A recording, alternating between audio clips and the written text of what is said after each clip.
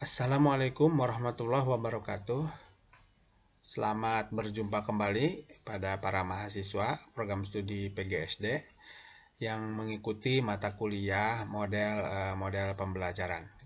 Pada kesempatan kali ini kita akan mempelajari mengenai model pembelajaran scientific inquiry. Model pembelajaran scientific inquiry ini merupakan salah satu dari sekian banyak model pembelajaran yang termasuk ke dalam rumpun model pemrosesan informasi. Selain daripada itu, model scientific inquiry ini pun sebenarnya sangat dekat dengan model latihan inquiry gitu ya kira-kira. Tetapi memang polanya agak berbeda gitu ya. Scientific inquiry itu lebih menekankan pada bagaimana kegiatan pembelajaran itu ataupun pemecahan masalah itu dilakukan sepenuhnya oleh siswa gitu. Kalau latihan inquiry kan di situ masih ada peran guru gitu ya. Nah, sekarang kita lihat satu persatu seperti apa. Mulai dari pengertian-pengertiannya dulu gitu ya. Beberapa ahli telah menyatakan beberapa pengertian dari model scientific inquiry. Yang pertama, dinyatakan bahwa model pembelajaran scientific inquiry ini merupakan sebuah rangkaian kegiatan pembelajaran yang menekankan pada proses berpikir secara analitis dan kritis untuk mencari dan menemukan sendiri jawaban dari suatu permasalahan. Intinya adalah sebenarnya pemecahan masalah. Pemecahan masalahnya itu dilakukan melalui kegiatan analitis dan kritis gitu ya. Analitis terhadap data-data yang ditemukan gitu ya. Dan juga kritis dalam proses pengujian hipotesis gitu. Nah, kemudian pengertian berikutnya dinyatakan bahwa model pembelajaran scientific inquiry ini adalah model pembelajaran yang mempersiapkan siswa pada suatu situasi untuk melakukan kegiatan eksperimen sendiri ya, agar melihat apa yang terjadi dalam rangka penyelesaian suatu permasalahan. Di sini sudah muncul metode di sini. Artinya bahwa scientific inquiry itu memang lebih kental dengan metode eksperimen gitu ya. Metode eksperimen. Nah, melalui metode eksperimen itu sebenarnya tujuannya adalah untuk penyelesaian permasalahan, di mana dalam penyelesaian permasalahan itu ya melibatkan ya proses berpikir secara analitis dan kritis gitu. Nah, artinya bahwa dari dua pengertian ini sebenarnya memiliki dasar yang sama. Bahwa pada prinsipnya scientific inquiry itu adalah suatu model pembelajaran yang berbasis masalah, di mana kegiatan pembelajarannya itu lebih menekankan pada penyelesaian masalah ya melalui berpikir secara analitis dan kritis. Nah, inilah beberapa pengertian ya yang bisa kita pahami ya mengenai model scientific inquiry. Kemudian yang berikutnya adalah seperti apa sebenarnya langkah dari pelaksanaan model scientific inquiry ini. Kita lihat yang pertama adalah langkah yang pertama atau sintak yang pertama dari model scientific inquiry ini adalah disebut sebagai tahap orientasi. Apa yang dilakukan pada tahap orientasi? Nah, yang dilakukan pada tahap orientasi adalah mengkondisikan siswa agar siap melaksanakan kegiatan pembelajaran. Nah, sebenarnya kegiatan ini merupakan kegiatan umum yang biasa dilakukan oleh semua kegiatan pembelajaran ya, tidak mesti scientific inquiry gitu. Nah, apa yang dilakukan pada tahap orientasi? Menjelaskan topik yang akan dipelajari pada hari itu, menjelaskan tujuan, ya tujuan pembelajaran, juga menjelaskan tentang hasil belajar yang memang diharapkan setelah siswa mengikuti kegiatan pembelajaran tersebut, gitu ya.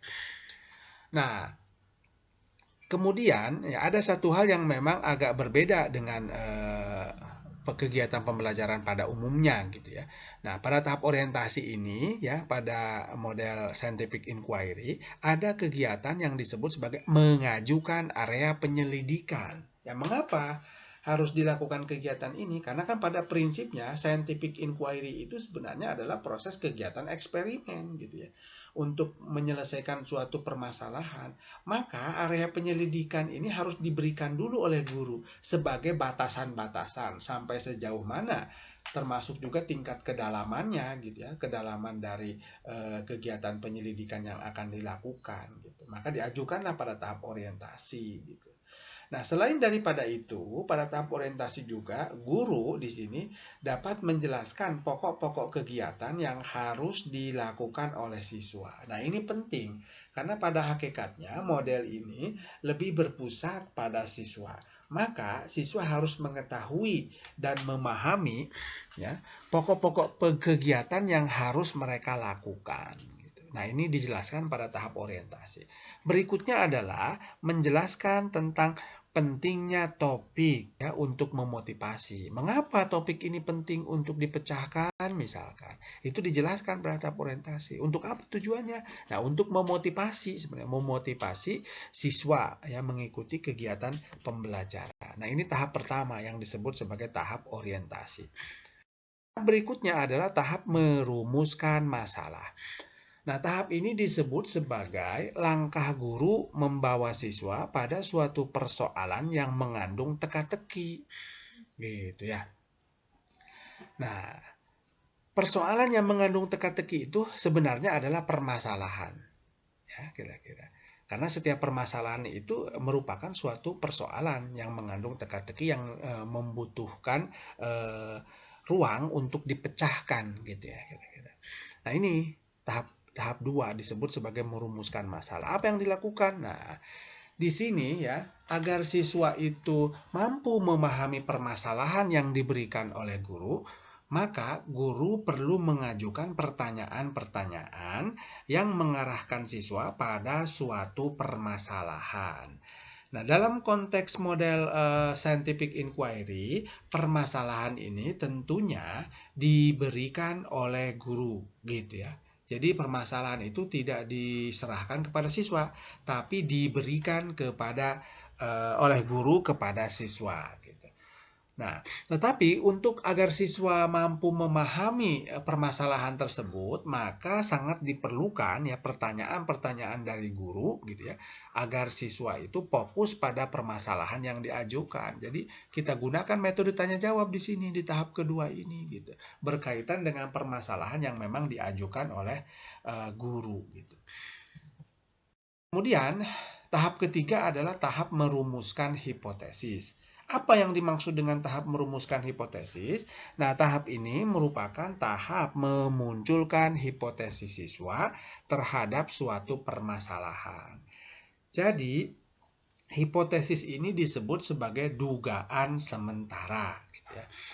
Nah, atau jawaban sementara terhadap permasalahan. Jawaban sementara terhadap permasalahan itu harus muncul dari diri siswa. Gitu. Jadi siswa sendiri yang memang harus menyebutkan seperti apa sebenarnya jawaban sementara dari permasalahan yang diajukan pada tahap sebelumnya. Gitu ya. Nah, oleh karena itu, beberapa hal yang dilakukan oleh guru, maka guru dalam hal ini perlu gitu ya mengajukan pertanyaan-pertanyaan yang dapat mendorong siswa untuk menemukan jawaban sementara terhadap suatu permasalahan. Nah, kembali lagi pada tahap ini digunakan metode tanya jawab.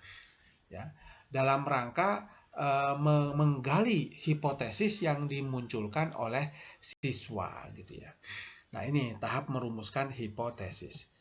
Kemudian tahap keempat adalah tahap mengumpulkan data dan menguji hipotesis. Nah, tahap mengumpulkan data ini bisa dilakukan dengan menggunakan metode eksperimen tadi, gitu ya. Nah, apa yang dilakukan pada tahap mengumpulkan data dan menguji hipotesis? Nah, ini merupakan aktivitas menjaring informasi dan interpretasi informasi yang diperoleh, gitu ya. Jadi menggali informasi ya melalui kegiatan eksperimen atau bentuk-bentuk kegiatan lain, tidak mesti eksperimen gitu ya. Misalnya wawancara, penyebaran angket dan seterusnya dalam rangka mendapatkan informasi ya, informasi untuk membuktikan hipotesis gitu. Nah, sesudah informasi itu dihimpun, kemudian informasi itu diinterpretasi gitu kan. Interpretasi informasi inilah yang sebenarnya disebut sebagai pengujian hipotesis. Apakah hipotesis itu terbukti atau ditolak? Ya sangat tergantung pada informasi yang ditemukan, juga sangat tergantung pada interpretasi dari informasi yang ditemukan tersebut. Gitu ya. Nah, hal-hal yang harus dilakukan guru pada tahap ini adalah mengajukan pertanyaan yang dapat mendorong siswa untuk berpikir, mencari informasi yang dibutuhkan, dan memaknai informasi tersebut ya, dikaitkan dengan hipotesis. Jadi guru harus mengajukan pertanyaan-pertanyaan gitu kan pada tahap ini gitu. Dalam rangka mencari informasi yang tepat gitu kan. Jadi guru itu berperan untuk memandu, berperan sebagai fasilitator gitu. Sedangkan yang mencari informasi itu adalah siswa itu sendiri. Ya termasuk juga dalam hal interpretasi informasi. Guru hanya memandu saja sifatnya begitu. Nah, ini tahap 4. Kemudian tahap kelima adalah tahap merumuskan simpulan. Nah, sesudah diperoleh informasi ataupun data, sesudah data itu diinterpretasi, maka kemudian dirumuskan simpulan. Nah, ini merupakan aktivitas mendeskripsikan temuan berdasarkan pada hasil pengujian hipotesis. Jadi temuan-temuan tersebut kemudian dideskripsikan sehingga diperoleh satu benang merah yang disebut sebagai simpulan. Gitu. Apakah hipotesis itu diterima atau ditolak misalkan, gitu ya. Nah, berdasarkan pada data-data yang diperoleh, berdasarkan pada hasil interpretasi, gitu ya, yang ada di tahap 4. Gitu. Nah, peran guru dalam konteks ini adalah guru membantu siswa menunjukkan data-data mana yang relevan sehingga diperoleh simpulan yang akurat. Ya, tentunya ketika masuk ke tahap merumuskan masalah, yang harus berperan banyak itu adalah siswa. Siswa harus mampu untuk merumuskan sebuah simpulan berdasarkan pada hasil pengujian hipotesis. Guru sifatnya hanya membantu saja gitu ya, menunjukkan data-data mana yang relevan sehingga nanti pada akhirnya akan diperoleh simpulan yang akurat gitu ya. Jadi ini 5 gitu ya. Oleh karena itu ada 5 tahap gitu ya dari model scientific inquiry ini gitu. Mulai dari orientasi, kemudian juga permasalahan, menyusun hipotesis, pengumpulan data, pengujian hipotesis, dan yang terakhir adalah menyusun simpulan gitu. Nah, sekarang kita lihat seperti apa sebenarnya sistem sosialnya ya. Yang pertama sudah jelas bahwa model ini menganut sistem sosial student center. Model pembelajaran yang berpusat pada siswa. Artinya bahwa siswa harus lebih banyak berperan dalam kegiatan pembelajaran dibandingkan dengan guru. Peran guru mungkin hanya sedikit saja sebagai fasilitator, sebagai pemandu kegiatan tanya jawab, dan juga sebagai pemandu diskusi gitu. Jadi hanya sedikit saja peran guru di sini gitu.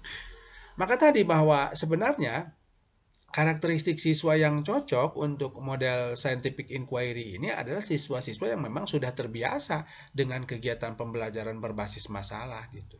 Kalau siswa itu belum terbiasa dengan kegiatan pembelajaran berbasis masalah, maka kita tidak bisa menggunakan model ini gitu. Tapi gunakanlah model misalkan latihan inquiry misalnya begitu ya.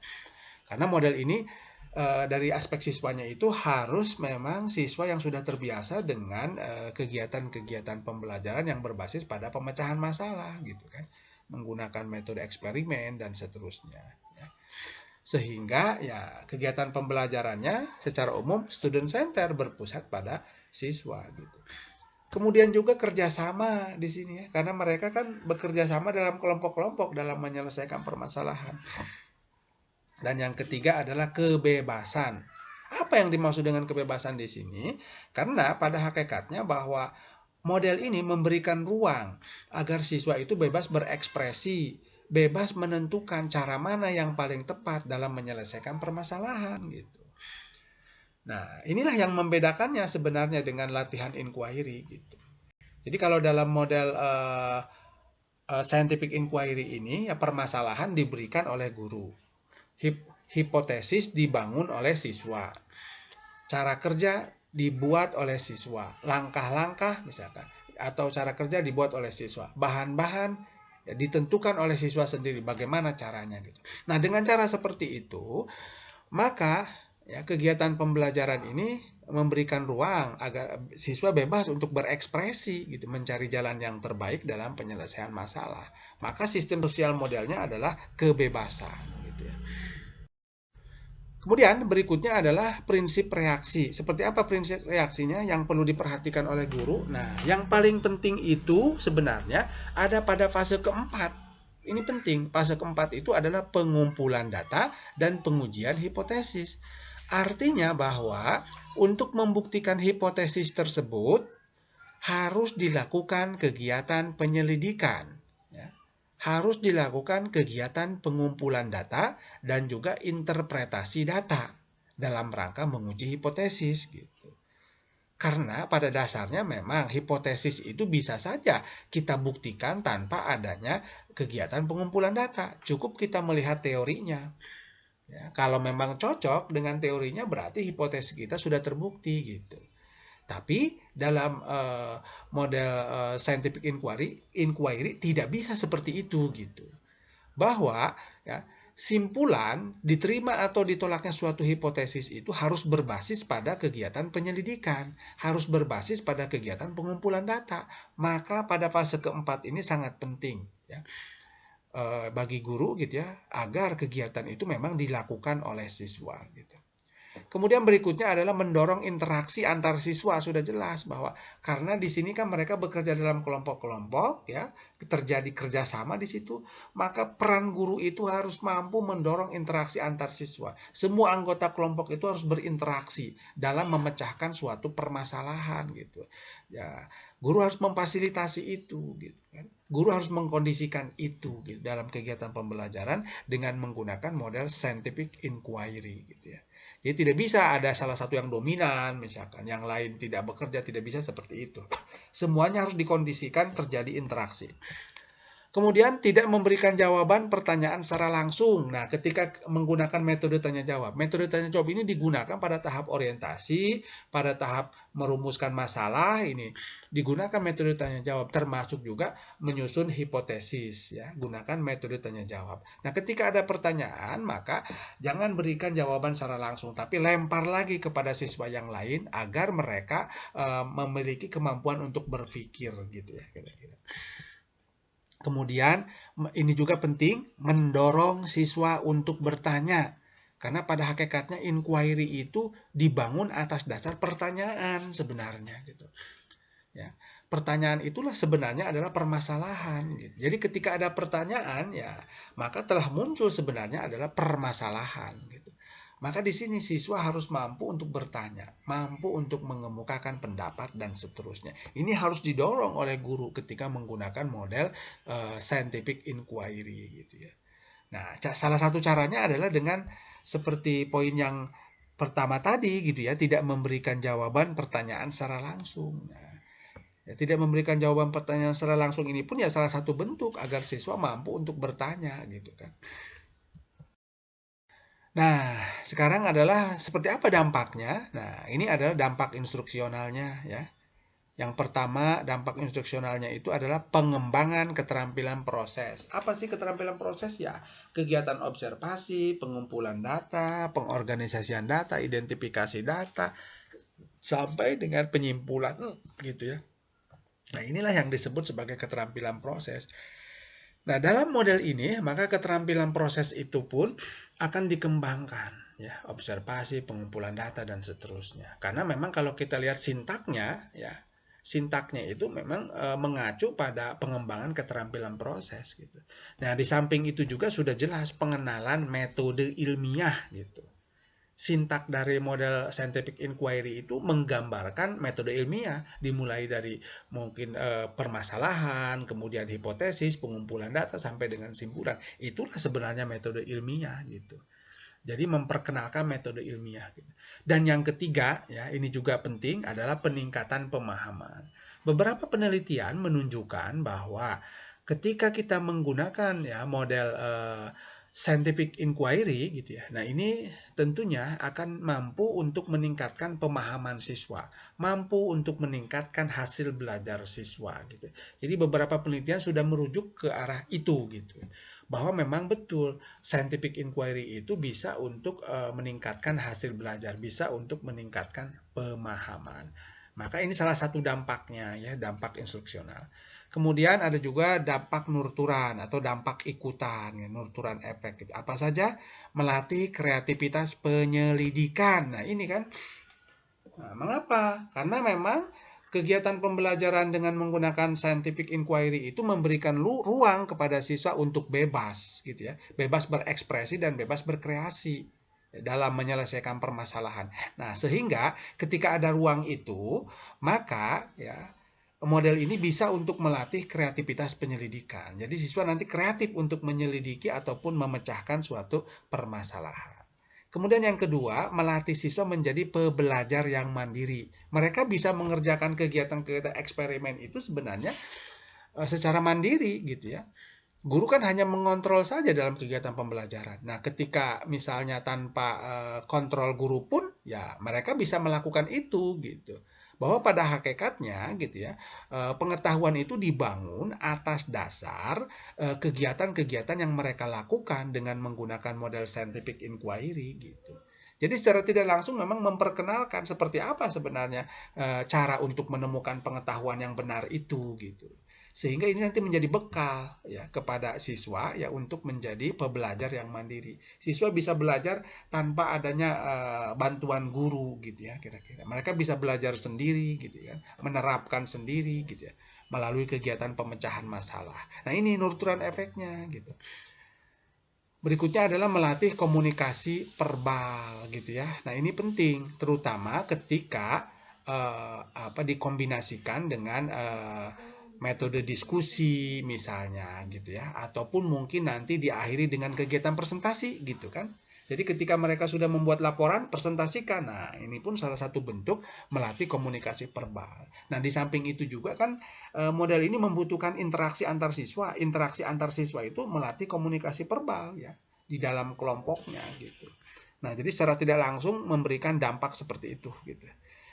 Dan yang berikutnya adalah pengembangan sikap ilmiah gitu ya. Kegiatan-kegiatan penyelidikan ya melalui eksperimen, melalui observasi, pengumpulan data, itu sebenarnya kegiatan-kegiatan yang mengembangkan sikap ilmiah. Misalkan sikap jujur gitu ya. Itu hanya bisa dikembangkan melalui aktivitas-aktivitas siswa gitu ya. Aktivitas dalam kegiatan eksperimen. Ya termasuk juga misalkan sikap-sikap yang lain ya. Rasa ingin tahu misalnya itu bisa dilatih dan dipupuk melalui kegiatan pembelajaran ini gitu ya kira-kira. Nah, jadi inilah dampak instruksional dan dampak nurturannya gitu.